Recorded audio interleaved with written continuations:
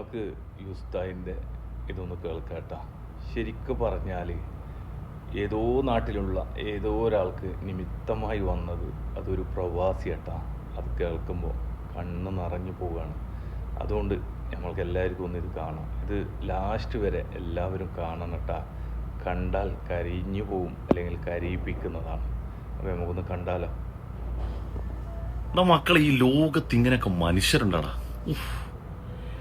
ജീവിതത്തിൽ ഇങ്ങനെയുള്ളൊരു മനുഷ്യനെ നിങ്ങൾ കണ്ടുമുട്ടിയിട്ടുണ്ടെങ്കിൽ അവൻ്റെ അടുത്തൊരു 10 മിനിറ്റ് ഇരിക്കണം. അതാണ് ഏറ്റവും വലിയ തൗഫീക്ക്. നമ്മൾ കണ്ട മനുഷ്യരല്ല, അമാനുഷിക മനുഷ്യരെന്ന് പറഞ്ഞാൽ ഈ വെള്ളത്തിന്റെ മുകളിലൂടെ നടക്കുന്ന മനുഷ്യരല്ല. അല്ലാഹു തആല ഈ കാരുണ്യത്തിന്റെ ഹൃദയം കൊടുത്തൊരു മനുഷ്യൻ. ഞാൻ മകര നമസ്കാരം കഴിഞ്ഞ് മുകളിലേക്ക് വന്നപ്പോൾ ഒരു ചേച്ചി എന്നെ കാണാൻ വേണ്ടിയിരിക്കുകയാണ്. വർത്താനം പറഞ്ഞു വന്നപ്പോൾ ക്യാൻസറാ, 3 പെൺകുട്ടികളാണ്. അപ്പോൾ അവർക്ക് ജീവിതം കൈവിട്ട് പോകുന്നു എന്ന വല്ല ആശങ്ക. ഭർത്താവും ഇല്ല. അപ്പോൾ ഒരു വർത്താനം പറഞ്ഞു ഇങ്ങനെ വന്നപ്പോഴേക്കും ഇവരങ്ങോട്ട് കരയാൻ തുടങ്ങി. കരച്ചിലെന്ന് പറഞ്ഞാൽ എന്താ പറയുക, നമ്മളൊരു അന്യപുരുഷനാണെന്നുള്ള ഒന്നുമില്ല, നമ്മൾ മറ്റൊരാളൊന്നുമില്ല. എൻ്റെ 2 കൈ ഇങ്ങനെ കൂട്ടിപ്പിടിച്ചിട്ട് അവരങ്ങോട്ട് കരയാൻ തുടങ്ങിയപ്പം കോഴിക്കോട് നിന്ന് വന്നൊരു പ്രവാസി, അവർ കുടുംബസമേതം ഇവിടെ നിസ്കരിക്കാൻ വേണ്ടി വന്നേ. അപ്പോൾ ഞാൻ ഈ പള്ളിയിലാണെന്ന് അറിഞ്ഞിട്ട് അവർ എന്നെ കാണാൻ വേണ്ടി കയറി.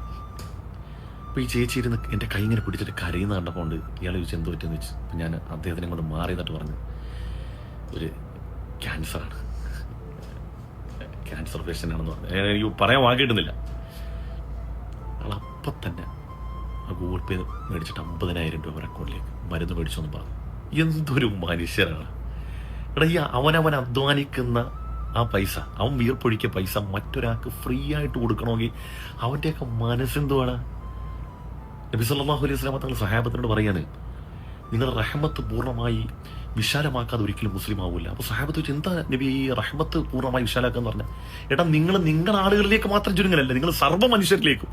കാരുണ്യം നിങ്ങൾ നമ്മുടെ ആള് എന്ന് മാത്രമല്ല, സർവ്വ മനുഷ്യരിലേക്കും നിങ്ങൾ കാരുണ്യം വ്യാപിപ്പിക്കുന്നത് വരെ നമ്മൾ യഥാർത്ഥ മുസ്ലിം ആവില്ലെന്നാണ്. അപ്പം ആ മനുഷ്യന് തന്നെയല്ലേ.